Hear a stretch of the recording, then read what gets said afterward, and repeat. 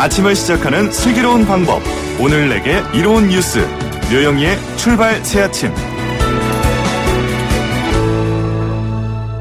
류영희의 출발 새아침 3부 문을 엽니다. 여러분 지금 청취율 조사 기간인데요. 혹시 조사 전화를 받으시면은요. 오늘 아침에는 YTN 라디오 노영희의 출발 새아침, YTN 라디오 노영희의 출발 새아침 들으셨다고 꼭 말씀하시면 됩니다. 여러분의 응원이 저희 출발 새아침에 큰 힘이 되기 때문이죠. 그리고 3부에서는요. 경제 박뉴스에서 주요 경제 소식 짚어보고요. 갈수록 심해지고 있는 바른미래당의 내분 사태, 바른미래당의 이준석 전 최고위원과 이야기 나눠봅니다. 청취자 여러분께서도 의견 주시면 감사하겠습니다. 짧은 문자 50원, 긴 문자 100원에 유료 문자 샵 0945, 우물정 0945로 보내주시면 되고요. 저희는 잠시 후 돌아오겠습니다.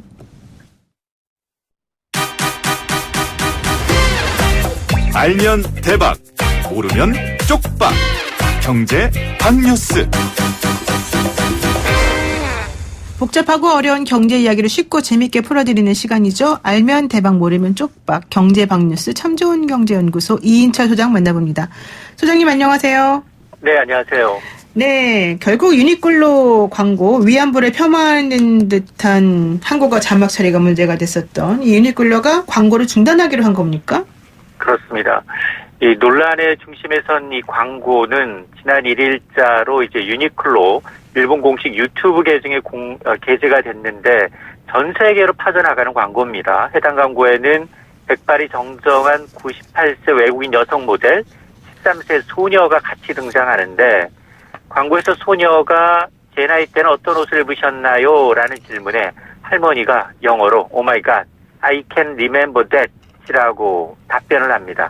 세상에 의역한다면 그렇게 오래된 일은 기억나지 않는다라는 답변인데 문제는 한국 광고 자막이었습니다. 유독 한국 광고 자막에만 맙소사 80년도 더 된 일을 기억하냐고 라고 자막이 달린 겁니다. 같은 광고 일본 자막에는 옛날 일은 기억나지 않아 정도로 표기됐는데요. 왜 유독 한국 광고 자막에만 80년이라는 문구가 추가됐을까? 이 논란이 된 80년 전 이 한국에서 벌어진 일이 있는데요. 1939년은 일제가 이 조선인 노무 동원이 본격적으로 시작됐던 이 시기이기도 하고요. 조선인 노동자를 중요 산업으로 강제 연행하고 많은 이제 조선인 여성이 위안부로 전선에 동원됐던 때라는 겁니다. 이런 이유로 이제 유니클로가 의도적으로 위안부 피해자를 조롱하려는 취지가 담긴 게 아니냐라는 이 주장이 제기가 됐고요. 이런 논란에 대해서 유니클로 측은 위안부 폄하 의도는 없었다. 광고를 유지하겠다 이제라고 처음에는 입장을 밝혔지만 비판이 거세지니까 광고 송출을 결국 중단하게 이르렀습니다. 네, 여기서 말하고 있는 그 13세의 그 손주로 나오는 그 친구도 우리나라에 강제징용되었던 가장 어린 나이가 우리나라 나이로 만 13세, 우리나라 나이로 15세였기 때문에 이게 정말 의도적인 거다라고 볼 수 없다. 이런 의견이 많이 있는 것 같습니다. 그런데 제가 이해가 안 가는 거는요. 유니클로가 사실은 공격적인 할인 마케팅을 하면서 그동안 불매운동에 대해서 조금 회복세를 보이고 있었지 않습니까? 근데 왜 이런 식으로 그 결과를 예상하지 못한 건가요? 아니면 왜 이런 걸 일부러 한 건가요? 그렇습니다. 그 의도는 아직도 불분명한데요. 진정한 사과와 재발 방지를 약속하기는커녕 불모의 운동이 더 확산될까봐 광고를 내렸습니다만 국내 네티즌들은 불났습니다. 이에는 이, 눈에는 눈. 실제로 이제 근로정신대 이 90세 이 피할머니가 이제 패러디 영상을 찍었는데요. 직접 등장해서 그 끔찍한 고통은 영원히 잊을 수 없다라는 맞대응 영상을 찍어서 올렸고요. 또 부산에서는 유니클로 규탄하는 1인 시위까지 벌어졌습니다. 한때 70%까지 매출이 급감했던 유니클로가 최근에 매출이 회복세였죠. 한국 진출 15주년이라는 명분으로 대규모 할인 행사를 했고요. 그러다 보니까 일부 제품의 경우는 품절 사태가 빚어졌는데 이 사실 그 유니클로의 이런 행보는 굉장히 좀 전방위적인데요. 지금 전국적으로 보게 되면 유니클로 매장 수가 지난해보다 한 곳이 더 늘어났습니다. 그래요? 그리고 지난해 매출은 1조 3,700억 원 상당에 이르러서 국가별 매출 순위를 보니까 한국은 일본, 중국에 이어서 세계 3위 시장이었던 겁니다. 단체 이런 논란에도 이제 광고 수정 계획이 없다라는 입장에서 광고를 철회한 이유가 바로 여기에 있는데요. 하지만 우리가 기억해야 될 게 있습니다. 유니클로는 단순히 이제 한국 국민의 어떤 반일 운동을 조롱하는 어떤 기업에서 벗어나서 지금 일본 자민당 우수 진영의 가장 많은 정치 자금을 대는 기업으로 유명합니다. 네. 이게 이제 유니클로 불매 운동이 더 지속돼야 되는 이유입니다. 그렇군요. 유니클로가 사과도 없이 광고 수출 중단한 것도 진정성 없다 이런 얘기 나오고 있는데 자민당에 가장 많은 정치 자금을 대고 있다고요? 그렇습니다. 의도가 어느 정도 파악이 되는 것 같기도 합니다. 정확하지 않습니다만. 그리고요. 또 최근 사모펀드 논란에 대해서 금융감독원이 전수조사에 착수한다.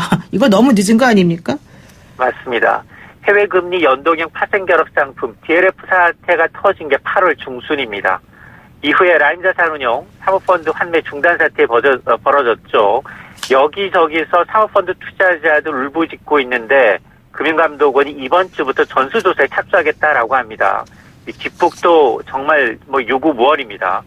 이 금융감독원에 따르면 이 라임 자산운용 사태도 있고 국회 지적도 있었던 만큼 사모펀드 전수조사를 통해서 유동성 문제가 이제 있는지 없는지 살펴볼 계획이다. 그리고 이번 주 중에 시작할 것이다라는 겁니다. 물론 이번 주에 사모펀드 유동성 현황, 자산 구성 내용, 운영 구조와 판매 형태 등등을 조사할 것으로 보이는데 전수조사 참 광범위하게 이루어지다 보니까 인력과 시간이 걸린다는 점 100번 이해가 갑니다. 그럼에도 불구하고 원금 100% 순실분 피해자들 금감원 앞에서 피켓 시위한 지 한두 달 가까이 흘렀습니다. 지금이야 전수조사에 착수했다. 그렇다면 결과가 언제 나올지 또 마냥 기다려야 할지 이 금융감독 당국의 안이한 대처에 피해자들의 불만이 한층 고조되고 있습니다. 그렇군요. 그리고 또 세 번째 소식은 뭔가요? 이게 지금 지난주 한국은행이 기준금리 인하했는데요. 이번 주부터 예금금리가 내립니다. 대출금리는 최장 다음 달부터 내리는데요. 네. 우선 한국은행이 기준금리 연 1.25%로 역대 최저순으로 떨어졌죠. 이번 주부터 시중은행들이 예금금리에 반영하게 되는데 은행권의 예금금리를 비교해볼 수 있는 전국은행연합회에 따르면 어제 기준 12월, 그러니까 1년짜리 예금금리에 들면 연 최저 1.19%에서 최고 1.9%입니다. 그럼 여기에서 25베이시스 포인트 인하분을 반영하게 되면 0%의 이제 예금금리가 나타날 가능성이 높아졌다라는 건데요. 네. 하지만 이제 대출금리 인하 시기와 폭은 제각각입니다. 이 변동금리 기준이 되는 코픽스 금리는 매달 한 번, 매달 15일 공시가 되기 때문에 지금 지난주 금통위 금리 인하분은 11월 16일 이후부터 대출금리가 낮아진다는 거고요. 이 고정금리는 주로 이 금융채 5년물 금리를 이제 기준으로 삼기 때문에 이건 일주일에 한 번꼴로 반영이 되는데 이르면 다음 주부터 시차를 두고 반영이 될 것으로 보입니다. 문제는 이제 7월 금리 인하분이 이제 시장에 어느 정도 선 반영된 부분이 있기 때문에 인하 폭은 그다지 크지 않을 수도 있습니다. 네, 그렇군요. 어쨌든 썩 시원한 소식은 아니네요. 예, 고맙습니다. 오늘 말씀이니까 듣겠습니다. 네, 감사합니다. 네, 지금까지 참좋은경제연구소의 이인철 소장이었습니다. YTN 라디오 노영희의 출발 새 아침은 여러분들의 참여와 함께 만들어가고 있습니다. 짧은 문자 50원, 긴 문자 100원에 유료 문자 샵 0945, 우물정 0945번으로 문자 보내주시고요. 유튜브 보이는 라디오, 예스앱으로도 참여하실 수 있습니다. 그리고 지금 청취율 조사가 진행되고 있습니다. 평일 아침에는 YTN 라디오 노영희의 출발 새 아침과 함께한다는 말씀 꼭 해주세요. 여러분과 함께 슬기로운 아침을 만들어갑니다. 노영희의 출발 새 아침.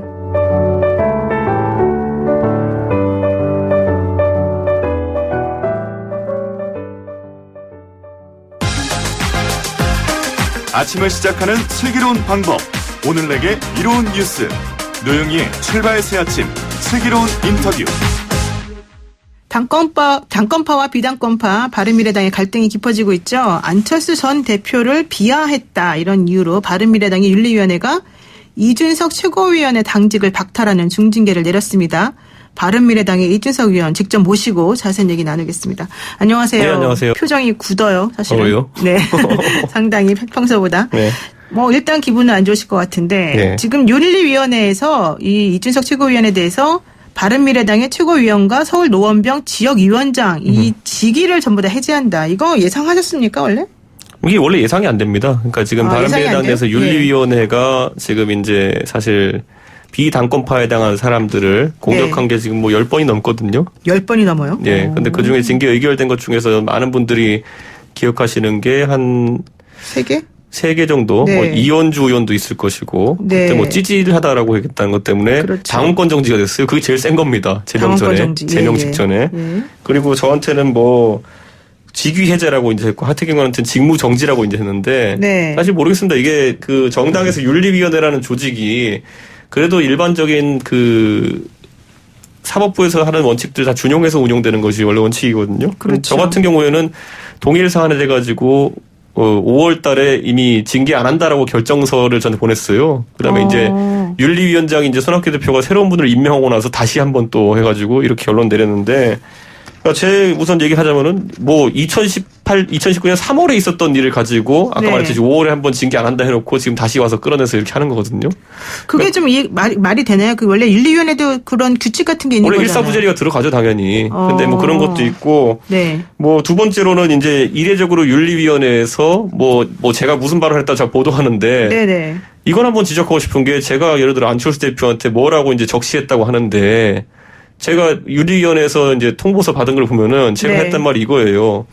안철수 대표가 그렇게 하면은 이렇게 되는 거거든요. 그러니까 예를 들어 바보라고 하면은 안철수 대표가 바보다라고 한 것도 아니고 안철수 대표가 이런 정치적 행동을 하면 바보 되는 거거든. 뭐 이렇게 얘기했다는 건데 예. 그거를 언론에 유포할 때는 제가 안철수는 바보다라고 한 것처럼 이제 유포하고 있는 것인데 좀 모르겠어요. 저는 이런 것들이 사실 상당히 정치적인 의도가 들어있을 수밖에 없다 이렇게 보고 사실 지금 어차피 당권파와 비당권파가 뭐 정치적 운명 같이 할 것이 아니라는 게 명확하기 때문에 징계도 정치적이라 보는 것이고 뭐 저 행보도 그냥 뭐 큰 의미는 없다 이거는. 뭐 별로 신경 안 쓴다는 태도를 사실은 취하기도 네. 하셨죠. 이준석 최고위원이. 뭐 그러니까 언제부터 징계 그 효력이 발생하는 겁니까? 벌써 발생한 겁니까? 아니죠. 이게 원래 9시부터 할 겁니다 오늘. 아 오늘 9시부터 아직까지는 최고위원이시네. 최고위원회 네. 보고를 해야 될 건데요. 네. 그런데 어차피 저희는 윤리위원회 자체를 인정을 안 하고 있습니다. 아 그렇군요. 근데 어쨌든 뭐 좀 불편하시겠지만 윤리위원회에서 나온 입장문을 얘기를 해보게 되면 네. 이준석 의원이 안철수 전 서울시장 후보에 대해서 비속어와 욕설이 섞인 비하 발언을 3시간에 걸쳐 쏟아내고 녹취가 돼서 유튜브에 공개가 됐다. 당의 질서와 기강을 바로잡고 당이 공당으로서 국민에 대한 역할과 의무를 다할 수 있도록 해야 된다. 이게 바로 이제 징계 사유를 적나라하게 밝힌 이유란 말이죠. 그걸 이제 본인들의 입맛에 맞게 발췌해서 얘기했는데 네네. 자, 3시간 동안 제가 얘기했다는 것도 어불성설이죠. 왜냐하면 그 사석의 자리가 3시간 동안 지속되었다는 것이지 네. 3시간 동안 사람 욕하면 그 자리가 유지가 되겠습니까 그게? 그리고 그 자리가 철저하게 이제 사석이라는 것 그리고 뭐 본인들도 밝혔지만은 사석에서의 대화를 녹취해가지고 이제 징계를 하겠다고 했던 것들 네. 뭐 이런 것들 아까 제가 언급했던 것처럼 뭐 개인에 대한 평가도 아니고 행위에 대한 평가 정도는 당연히 할 수 있는 거 아니냐. 뭐 그렇기 때문에 저는 뭐 그거는 뭐 윤리위원회에서 어차피 정치적인 판단을 하고 나중에 이제 본인들의 그 판단을 소명하는 것이기 때문에 저는 뭐 크게 의미 두지 않습니다. 근데 사실 여기 그 보도에 나온, 그러니까 기사에 나온 거기도 하고요. 윤리위원회에서 밝힌 문장이기도 한데요. 네. 이 문장을 들어보면 사실은 좀 세 보여요. 솔직히 말하면 일반인이 보기에는. 거기서 그러니까 녹취를 했다고 주장하는데 실제로 거기서 녹취를 한 거는 또 뭐 자기들이 공개한 건 윤리에서 공개한 건 3개밖에 없어요. 그런데 그럼 나머지 것들은 나머지는 뭐 본인들 이제 뭐 알아서 누가 절 윤리에 제소인지 모르겠지만은 네. 그쪽 주장입니다. 그건 또. 그렇군요. 네. 자, 그러면은 아까 그 말씀하신 것 중에 제가 좀 이해가 안 가는 게 있어요. 조금 언급은 했지만 지난 3월 청년 정치학교 뒤풀이 자리에서 있었던 일이란 말이에요. 이 발언이. 네. 그래서 지금 우리 이준석 최고위원은 이거 사석에서 한 얘기를 이렇게 하는 건 너무 심하지 않냐 이렇게 지금 얘기하고 계십니다. 그리고 여기에 대해서 5월 31일에 윤리위원회가 징계 절차 불개시를 통보를 했단 말이죠. 예, 정확히 그렇게 그랬는데 손학규 대표가 윤리위원장을 새로 임명하면서 재심사를 통해서 내렸다. 그러니까 이전에 윤리위원장이 내렸던 이 결정은 내가 인정 못하겠으니 새로운 사람을 다시 그 위원장으로 한 다음에 다시 징계를 내려라고 콕 찍어서 일부러 징계를 내리기 위해서 이런 걸 한 거다라고 지금 보시는 거죠? 저는 윤리위원회에서 뭐 어떤 통보를 그런 절차에 대해서 받은 게 없기 때문에 당연히 그건 제가 말씀드린 건 다 언급한 건 팩트고 네네. 실제로 윤리위원장이 바뀌고 나서 저한테 불개시 통보서 왔던 게 다시 이제 재개된 건 맞습니다. 그러면 해명하거나 어떤 절차를 취하신 건 있으세요? 저한테 이제 소명하라고 왔는데 네. 저는 당연히 윤리위원회 지금 구성 자체를 인정하지 않고 있고 그리고 애초에 아까 말씀드렸던 것처럼 그걸 재개시한다는 것 자체가 정치적 의도가 있다 판단하기 때문에 뭐 소명할 게 뭐가 있습니까 그거는. 그러니까 윤리위원장이 새로 임명되면서 그 징계 절차를 개시할 테니 소명해라라고 말은 했는데 지금 이준석 최고위원이 나는 이거 자체를 인정 못하니까 아무것도 난 안 하겠다라고 한 그렇죠. 거예요? 징계 절차를 재개시하는 것 자체가 뭐 사실 의도가 있기 때문에 하는 거 아니겠습니까? 근데 그 의도에 가가지고 아무리 뭐라고 얘기해봤자 그건 의미가 없기 때문에. 아, 그렇군요. 근데 사실 이제 우리가 검찰에서도 수사를 한 다음에 불기소 처분을 한번 해요. 네. 한번 하더라도 또 사실은 불기소 처분이 종국 처분이 아니어서 또 수사를 재개하는 것은 언제든지 가능하다. 이게 수사와 관련된 원칙이거든요. 그러니까 윤리위원회도 그런 식으로 좀 생각하고 있는 건 아닌가요? 저한테 어떤 통보도 받은 게 없으니까 모르겠습니다만은 뭐 윤리위원회가 그런 판단을 했다면은 저는 뭐가 달라졌는지에 대해서는 뭐 모르겠습니다. 제가. 어쨌든 이준석 최고위원은 이거는 절차적으로 옳지 않기 때문에 나는 무시하겠다 이렇게 지금 보셨다는 거네요. 네. 근데 윤리위원회에서 또 얘기하는 것 중에 하나는 이거네요.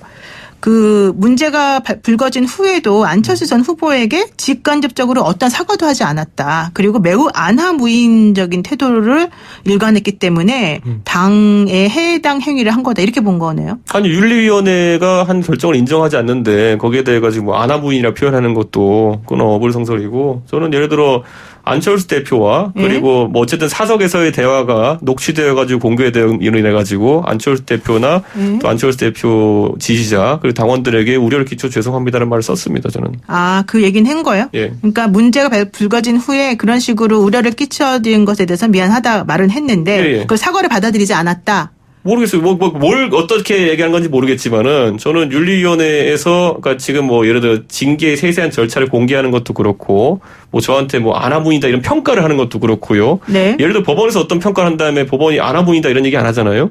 그런 것 자체가 정치적인 의도가 있어서 흠집내기 하려는 시도이기 때문에 저는 뭐 윤리위원회가 그런 발언을 계속 하는 것도 그 자체도 해당행위라 이렇게 봅니다. 네. 그런데 사실 이제 이거는 제가 그냥 개인적으로 한번 여쭤보는 건데요.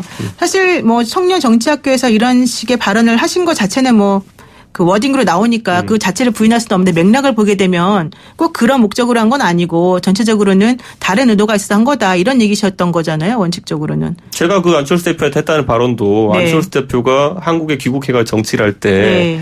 4차 산업혁명이나 이런 걸 다시 아젠다로 내세우면은 네. 그러면 뭐뭐 되는 거다라고 얘기한 거거든요. 네. 맥락 있는 얘기지 제가 무슨 뭐 없게 했겠습니까? 근데 뭐 그 자리가 애초에 그 청년정치학교 입학식이라는 게 끝난 다음에 네네. 옆에서 제가 KBS 라디오를 하고 있었어요. 그래서 아. 학생들이 꼭 와달라고 해서 제가 가가지고 질문 받아주는 자리였어요. 근데 뭐 제가 마이크를 잡고 한 것도 아니고 우리 테이블에 한 4-5명 있는 자리에서 그 물어보는 걸 계속 답해준 건데 뭐 그걸 이제 사석에 있던 대화를 녹취해가지고 이렇게 한다고 하는 게 참 제가 바른정당 시절엔 겪어보지 못했던 일들이 막 일어나고 있습니다. 알겠습니다. 그리고요. 사실은 이제 혼자만 또 이렇게 징계위에서 징계를 받은 게 아니라 아까 말씀하신 것처럼 뭐 이현주 의원도 있었고 하태경 의원도 사실은 징계를 받으신 거잖아요. 이게 손학규 대표를 비하했다는 이유로 6개월 직무 정지 징계를 받았단 말이에요. 하 의원 같은 경우는 또 지상욱 의원은 손학규 대표가 명예훼손으로 고소까지 한 거잖아요. 이렇게 지금 손학규 대표랑 의원들이 계속해서 잡음이 일어나고 있습니다. 이거 왜 이러는 겁니까? 바른미래당. 그러니까 대중적으로 보기에는 손학규 대표께서 지금 당을 더 이끌어 나갈 동력이 없다라 보는 분들도 있는데 손학규 대표께서는 뭐 그걸 인정하지 않으시니까 또 본인이 나름대로 권위를 세우려 하시는 거겠죠. 근데 지금 상황에서 과연 윤리위 징계나 아니면은 뭐 고소고발로서 권위를 세울 수 있는 단계인가에 대해서는 저는 판단을 달리합니다. 그렇기 때문에 전역 또는 전역이 있는 삶을 부탁드립니다. 전역이 있는. 네. 그런데 지금 그 원래 손학규 대표가 그 두 자릿수로 지지율이 올라가지 않으면 추석 때는 정리하겠다 이런 얘기를 사실 하기도 했었단 말이죠, 예전에. 네. 그런데 지금 그와 관련해서는 당권파, 비당권파로 나눠지면서 이제 입장이 조금 달라진 거잖아요. 네. 그런 것들 때문에 지금 이 당 내에서 계속해서 문제를 삼고 있는 건가요? 아니면 왜 이런 문제가 계속해서 전반적으로 실제 그 벌어지나요? 발언은 굉장히 당이 희화화된 건 맞죠. 그래도 공당의 대표인데 당의 지지율이 추석 때까지 10%에 도달하지 못하면 내가 사퇴하겠다라는 말을 국민들이 다 기억하고 있는데 그 다음엔 또 저희가 안 도와줘가지고 10% 못했다고 하시는데 한쪽으로는 윤리위 징계나 고소고발을 하시면서 한쪽에서는 도와주지 않았다고 하는 거는 저희가 어느 장단에 춤을 춰야 되는 건지 도와달라는 의미로 저희를 고소고발하고 이렇게 윤리위 징계를 하는 것인지 저는 뭐 그렇게 받아들이기는 어려운 지점이 있다 이렇게 봅니다. 그러시군요. 좋습니다. 그 짧은 문자 50원, 긴 문자 100원에 유료 문자 우물정 0945 샵 0945로 의견 많이 주시고 계시고요. 또 앞으로도 계속 주시기 바랍니다. 8498 쓰시는 우리 애청자분께서 정치인은 본인이 말한 것에 대해서 책임을 질 줄 알아야 한다고 생각합니다. 이렇게 말씀을 해주시기도 하셨네요. 손학규 대표 뭐 거치 관련 얘기도 포함해서 하는 얘기겠죠.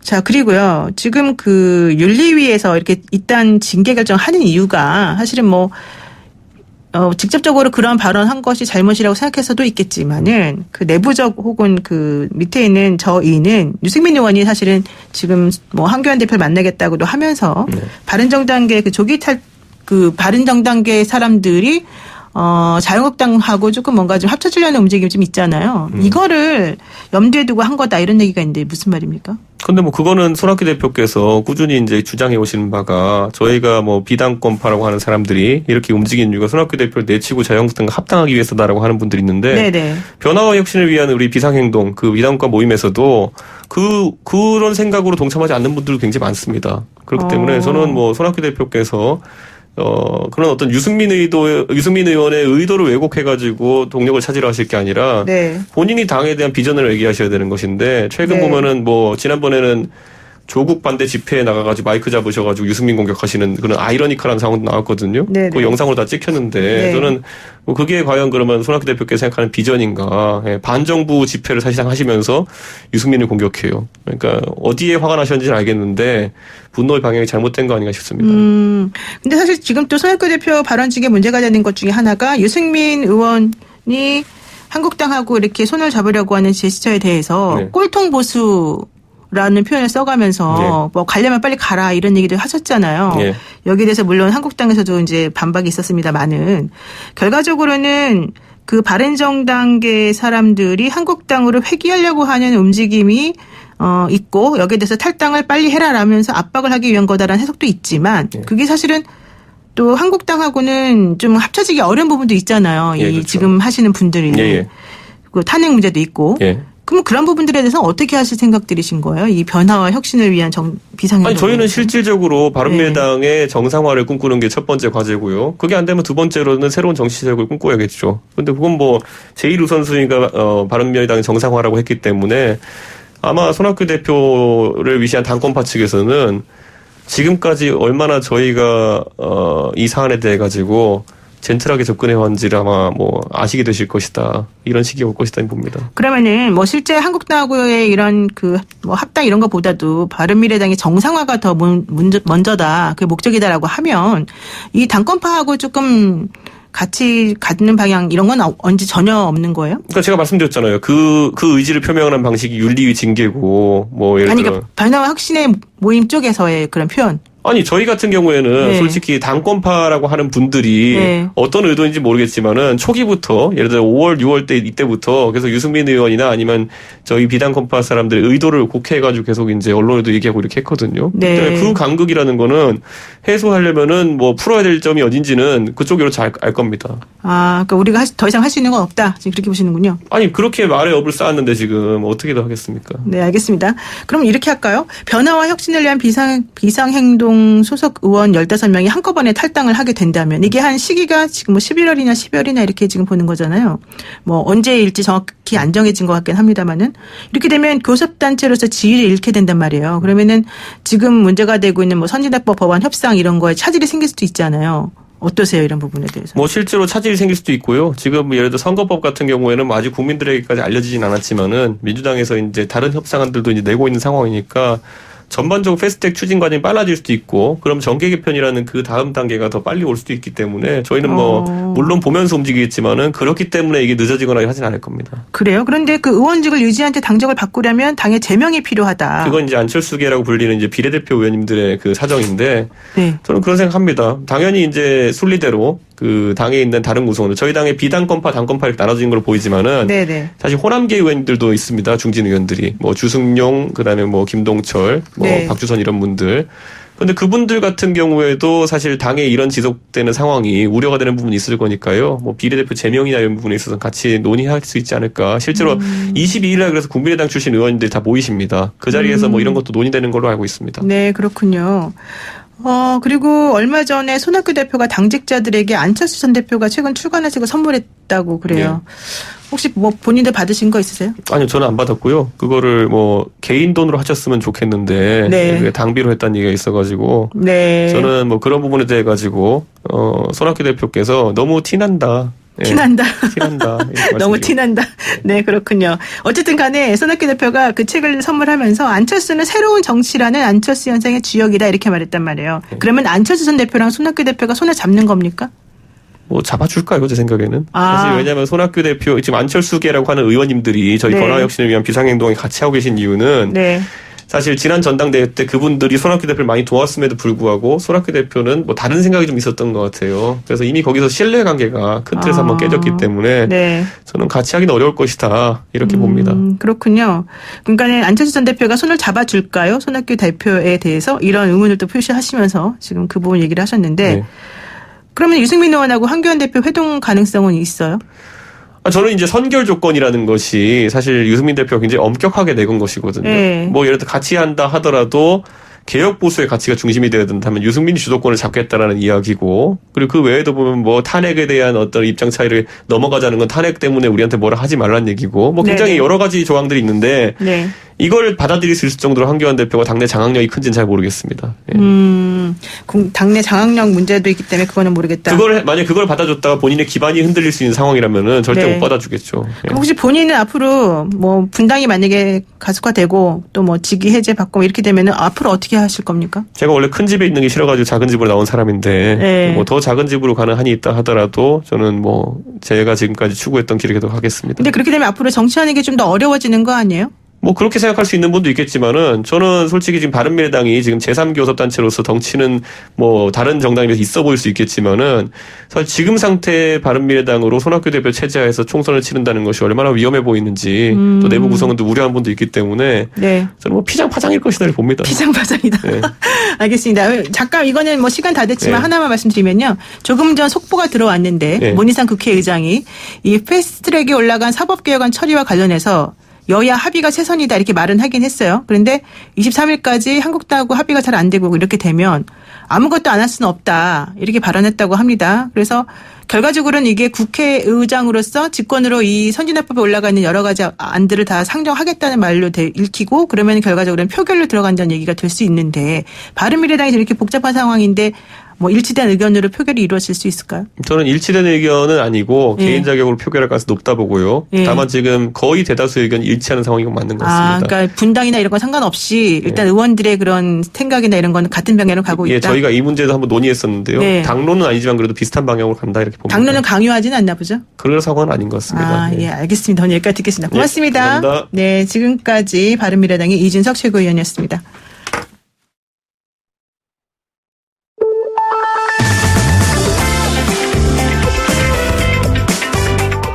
영희와 함께하는 슬기로운 출근길 노영희의 출발 새 아침은 청취자 여러분과 함께 만들어갑니다.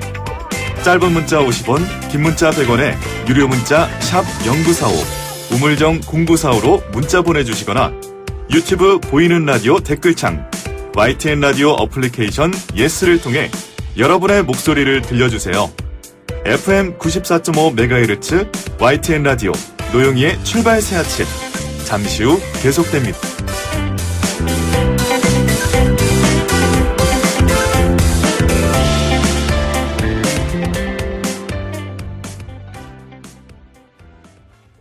네, 1290 쓰시는 애청자분께서요.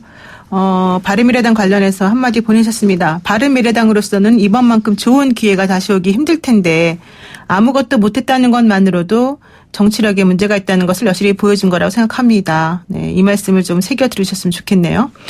그리고 이제 4부 시작하겠습니다. 지난 7월부터 시작된 한일 무역 갈등이 장기화되고 있는 가운데 일본 여행 안 가기, 일본 제품 불매운 운동 등의 보이콧이 길어지고 있습니다. 한국 유니클로 매출도 최근 20% 정도 감소했다는 소식이 전해지긴 했습니다. 그런데 유니클로 광고가 매우 기분 안 좋습니다. 문제가 된 문구가 있습니다. 80년도 더 된 일을 기억하냐 이런 말이었죠. 위안부 문제에 사과를 요구하는 우리를 조롱한 것이다라는 의혹이 제기되면서 큰 반발을 불러일으키고 있습니다. 최근 이 유니클로의 이 노골적인 이런 그 광고에 대해서 한 대학생이 근로정신대 피해 당사자인 양금덕 할머니와 함께 패러디 영상을 만들어서 호응을 얻고 있습니다. 한번 우리가 불러서 한번 얘기를 한번 들어볼 건데요. 먼저 그 영상 속 내용 들어보시겠습니다. 와, 할머니, 그 문구 완전 좋은데요? 난 상기시켜주는 걸 좋아하거든. 누구처럼 온폭이랑 방사능 맞고 까먹지는 않아. 제 나이 때는 얼마나 힘드셨어요? 그 끔찍한 고통은 영원히 잊을 수 없어. 네, 누구처럼 까먹지 않아. 그 끔찍한 고통을 영원히 잊을 수 없어. 정말 가슴 뭉클하게 다가옵니다. 이 영상의 주인공과 지금 전화 연결되어 있습니다. 윤동현 전남대학교 사학과 학생입니다. 안녕하세요. 네, 안녕하세요. 네, 정말 유니클로 광고 때문에 화가 났던 우리 대한민국 국민들이 이 패러디 광고를 보고 오히려 위안을 받았습니다. 센스가 있으면서도 속 시원하게 대응해줬다 이런 말 많이 들으셨을 것 같은데요. 이 영상을 어떻게 만들게 되셨습니까? 이제 원래부터 역사 문제에 관심을 갖고 있었는데, 네. 유니클로 광고를 보면서 또, 우리가 잠깐 잊고 있었던 그런 내용을 좀 사람들과 다시 한번 이야기해봐야 되겠다, 그런 생각이 들어가지고, 네. 그렇게 만들게 되었습니다. 그랬군요. 지금 몇 학년이세요? 우리 윤동현 학생은? 죄송한데. 네, 지금 4학년에 재학 중입니다. 4학년 학생으로서 그동안 이제 학교에서 배웠던 거 플러스 역사의식을 전부 다 종합해서 이 광고를 만드신 거네요. 네. 그리고 유니클로 광고가 논란이 된 직후에 이 패러디 영상이 곧바로 나왔단 말이에요. 이게 저는 사실은 상당히 시기적으로도 이렇게 금방금방 생각하기가 어려운데 평소에도 과거사 문제와 사회적 문제에 관심이 이렇게 많았나? 아니면 이렇게 순발력이 좋았나? 이거 어떻게 생각하세요? 일단 원래 이제 역사 문제에 관심이 많았어요. 네. 사실 대학교에 지금 역사를 전공하고 있기도 하고, 네. 이제 제가 대학교에 들어와서 역사 콘텐츠 제작팀 광희라고 하는 이제 동아리 창업팀을 이제 운영하고 있었는데, 네. 저희가 이제 광주의 역사와 문화를 알리는 그런 팀을 운영하고 있었어요. 그래서 네. 한 팀을 운영하면서도 저희 역사 문제에 관심이 있었고, 또 그렇게 이제 말씀대로 시기상 바로 나오게 된 것도 아무래도 지속적으로 계속 관심 갖고 있었던 문제였기 때문에 또 그렇게 행동해오고 어떤 기획적인 부분이나 그런 거 항상 고민하고 있었기 때문에 가능했다고 생각합니다. 그랬군요. 지금 그 역사 콘텐츠 제작된 광희라고 하는 그런 모임을 주도해서 하고 계셨다고 했는데, 네. 광희가 무슨 뜻이에요? 이제 팀 이름 뜻은 광주의 희망이라는 뜻이고요. 광주의 희망이요? 예. 네. 이제 저희가, 역사가 사람들이 진부하고 재미없다고 생각을 하시니까, 네. 좀 역사를 재밌게 알려보자라는 목표로 이제 만들게 되었고, 이제 슬로건은 잊히는 것을 기억하겠습니다라고 하거든요. 네. 그 슬로건을 갖고 이제 사람들에게 좀 역사 재밌게 알릴 수 있게 온라인으로는 콘텐츠 제작, 영상이나 다 만들고, 오프라인으로도 이제, 이렇게 부스 행사 이런 것들을 통해서 사람들한테 역사를 알리고 있었습니다. 잊히는 것을 기억하겠다. 이게 슬로건이라고 그랬는데 이건 정확히 무슨 뜻입니까? 저희가 다루려고 하는 주제는 꼭 사람들이 알고 있는 이야기만 하겠다는 게 아니라, 네. 사람들이 이야기하지 않는 것들, 그리고 숨겨져 있는 것들에 대한 이야기를 하고 싶었어요. 사람들이? 좀 구체적으로 얘기하면 광주에서도, 네. 딱 우리가 전 국민이 생각했을 때 광주 하면 5.18 이런 부분만 생각할 수도 있겠지만, 네. 광주에는 그 기타 이외에도 재밌는 것들이 많이 있거든요. 광주의 대표적인 역사 인물들 중에서도 음악가로는 정율성이나 또 미술가로서는 허백련 이런 네. 선생님들도 계신데, 이런 사람들에 대한 이야기, 이렇게 사람들이 잘 모르는 걸 이야기하고 싶었어요. 정말 광주의 희망답습니다. 네, 감사합니다. 네. 그리고요, 제가 이 광고 들으면서, 이 패러디 광고 들으면서, 어떻게 네. 양금덕 할머니를 이렇게 딱 섭외를 했지? 이 생각이 들었어요. 원래 아는 사이였던가요? 네, 이제, 정확히 말씀드리면, 근로정신 때 할머니와 함께하는 시민 모임이라고 하는 이제 단체가 있어요. 네. 그래서 이 단체와 이제, 이렇게 계속 인연을 이어오고 있었고, 제 개인적으로는 고등학교 3학년 때, 네. 그 근로정신 때 문제를 이렇게 접근했었는데, 그때 이제 갖고 있었던 관심을 이제 대학교 때 와가지고 또 이어오고 있었고, 그게 이제 활동을 계속 이렇게 하다 보니까 이제 양감독 할머니랑도 계속 만나 뵙고 있었어요. 네. 출연 자체는 그 전날 이제 유니클로 광고를 보자마자 이거는 진짜 안 되겠다. 이거 같이 찍고 싶었는데 이게 시민 모임 대표님께서 그러면 그런 의도가 좋으니까 할머니랑 한번 같이 찍어보면 좋겠다. 네. 그래가지고 바로 연락해가지고 그 다음날 오전에 가서 그렇게 촬영하고 편집하고 올려게 됐습니다. 이야, 정말 이게 그러니까 어제 오늘 일어난 일이 아니라 네. 고등학교 때부터 상당히 역사의식을 가지고서 이런 쪽에 관심 가지면서 결과적으로 꽃피운 그런 결과물이네요. 그렇게, 네. 뭔가 말을 하다 보면 그렇게 된 것 같은데, 네, 맞습니다. 네. 그러면 할머니께서는요, 사실 이거 한번 우리 패러디 광고 합시다 이러니까 뭐라 그러시던가요? 처음에는 이제 이 패러디 광고에 대한 생각은 없으셨으니까. 그렇죠. 근데 이제 제가 유니클로 광고를 보여드리고 소개해드리고 이제 말씀을 드렸어요. 네. 그런데 정말 분해하셨어요. 정말 분해하셨고. 그렇죠.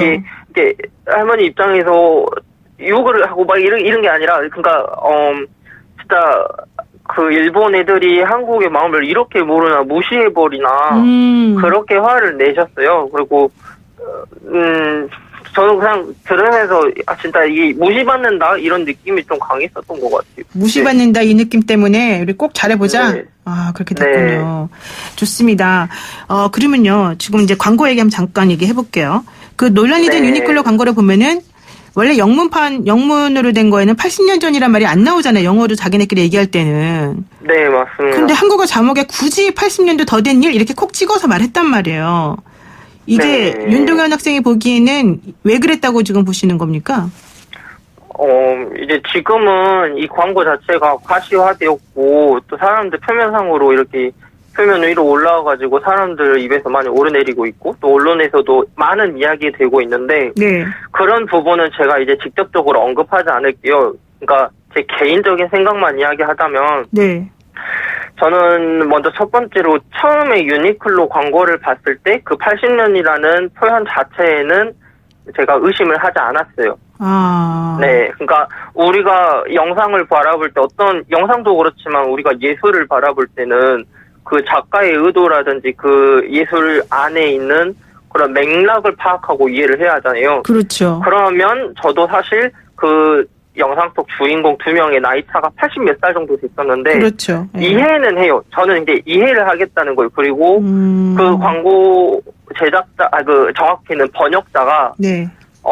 처음에는 그런 의도가 없었다라고 말한 지점에 대해서 저는 인정하겠다는 거예요. 그런데 네 말이 맞다 하더라도 그렇죠. 그렇죠. 예. 근데 이 부분은 제가 인정을 하는데 제가 화났던 부분은 그 부분이었어요. 그 사람이 이거를 저희가 이제 우리 국민들이 이렇게 화나고 비판했던 지점에 대해서 여러분들이 그렇게 생각할 수도 있군요. 라고 이해를 하면서 미안합니다라는 사과를 해주셨어야 하는데 네. 그 비판점인 저희가 이렇게 비판했던 그 지점에 대한 설명을 해주시지 않고 단순히 나는 그런 의도가 없었다라고 책임 회피를 해버린 느낌이었어요. 네. 그리고 그 태도가 완전히 일본 사람 같았어요. 그게 너무 화가 났고 그래서 제 이제 패러디 의도 자체도 역지사지라고는 이제 표현을 썼었는데 네. 그 의미도 이제 좀 설명해드리면 나도 똑같이 내 의도에 그러니까 영상 속에서도 조롱과 비하 의도가 했다 했는데 나도 그렇게 그런 의도 담지 않아서 이렇게 만들었으니까 네가 어떻게 느끼는지 한번 느껴봐 라는 느낌으로 만들었었던 겁니다. 근데 네. 우리 거는 너무 고상하게 만든 것 같아요. 그냥 제 개인적인 생각입니다. 근데 고민을 좀 많이 했었던 것 같아요. 그날 네. 새벽에 멘트 어떻게 쓸까 좀 고민 많이 했었어요. 진짜. 그랬군요. 네. 지금 우리 학생의 인터뷰를 들으면서요. 우리 청취자가 보낸 문자 몇 개만 소개해 줄게요. 네. 8672 쓰신 분께서 뭐라고 하냐면 유니클로 광고 아직도 정신 못 차리고 매를 벌고 있는 거지요. 정말 예, 우리 그 학생 말하는 거하고 좀 똑같은 얘기를 하고 있는 것 같고요. 또 4867 쓰시는 분께서는 옷 입는 거 기억하는 거랑 트라우마가 평생 가는 거랑 전혀 다르다는 걸 생각도 못하는 정말 질 떨어지는 생각 강요입니다. 이렇게 말씀하셨거든요. 정말로 너무너무 저는 맞는 말인 것 같고 또 이분은 광희가 잘 자라서 한이가 되길 바랍니다. 이런 말까지 또 하셨습니다. 한국의 희망이라는 얘기겠죠. 네, 좋습니다. 그리고 지금 시간이 없으니까 제가 짧게 몇 가면 더 여쭤볼게요. 그 이번 영상에서 원폭과 방사능이라는 표현이 나오잖아요. 네. 이건 지금 일부러 그런 표현을 쓰신 거예요? 네, 맞습니다. 일부러 했었고, 앞서 말한 것처럼 역지사지 의미에서 일본이 이제 피해자의 입장으로 아프게 만들고 싶었다? 약간 그런 네, 의도가 있었습니다. 아, 일부러 너네들도 좀 피해자 입장에서 한번 아픔을 한번 판단하고 겪어봐라. 좀 느껴봐라. 네, 이런 얘기셨군요. 네. 그 영상이 화제가 되면서 정말 많은 사람들부터 얘기를 들으셨을 것 같은데 기억에 남는 어떤 반응이랄까? 어떤 느낌이랄까? 그런 것들이 있으실까요?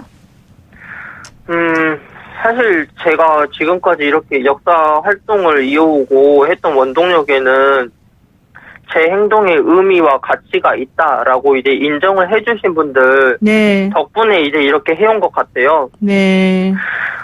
사실 다 모두 기억에 남는 말이고 진짜 그런 게 있지만 지금 오늘 아침에 이제 일어나가지고 일본에서 네. 우리 이 영상이 이제 우리 한국 신문사의 일본어판을 통해서 이제 접근이 되었다는 말을 어제 들었어요. 어제 저녁에. 아, 네. 그리고 지금도 현재 일본 반응을 확인하고 있는 중이었는데 제가 지금 아쉬운 것은 그 일본 사람들이 한국인들의 마음이 어떤지 이해해주라는 차원에서 그런 패러디를 만들었고 그러길 바라면서 만들었었는데 그게 제대로 전달되지 않은 것 같아요. 네, 사실 지금 오늘 아침에도 야후 재팬 뉴스를 통해서 일본 뉴스판에서 댓글이 어떻게 달려있는지 다 확인을 했는데 정말 대부분의 반응이 안 좋았어요. 그래서 제 행동이 조금 헛되었을 수도 있겠다 아쉽다고 생각했는데 하지만 나름대로 저희 또 국민들께도 이렇게 좋은 반응 보여주시고 해서 이제 유니클로 광고가 떨어졌으니까 헛되지 않을 겁니다. 괜찮습니다. 네, 잘하셨습니다. 좋겠습니다. 예, 오늘 말씀 여기까지 듣겠습니다. 고맙습니다. 네, 감사합니다. 네, 지금까지 윤동현 전남대학교 사학과 학생이었습니다.